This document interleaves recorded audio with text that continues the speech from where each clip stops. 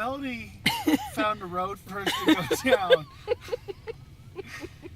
For getting from Colorado into Utah to go see the National Monument. Going through the Great Sage Plains National Monument and the Pueblo. Canyon of the Ancients. So, like, at a certain point, it's not as much a road as just a place where a lot of people with four-wheel trucks have driven, you know, and we just drove like 9 miles of like road that had like gaps, like no way my tire would have gone through it. There's like it was every freaking racing video game I ever played in my life just became useful today. Holy shit.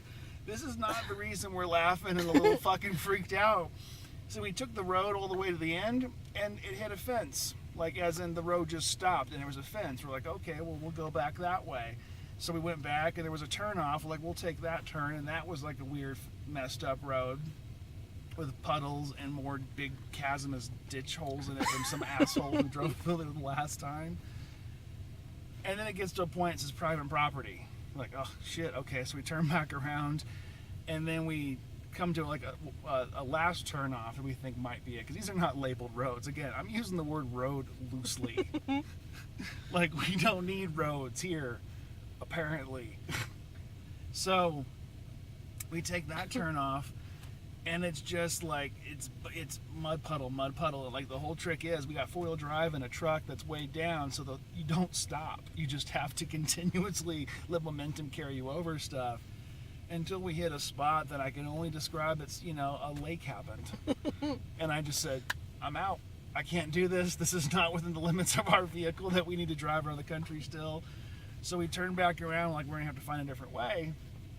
And we're going, the fun part going over the chasmous messed up road was going downhill at this point, and we just came around the turn, and it was like the freakiest part. I had to keep it with, literally, I had like a one path to drive on, otherwise there was just gaps of like where the car would have went off into these chasms and fissures and rocks in the side of the road. And we come down there, and a fucking deer just jumped out in front of us as we came to the base. Like, the thing they tell you will happen. It happened. A fucking deer jumped right in front of us as we're coming down Death Chasm fucking roadway in the middle of Colorado. It's more the corner. And we both simultaneously screamed. Like, there's no way this is not going to go into the wild comic strip. This is like, it's just a screaming. You know the story now? You'll see the comic later.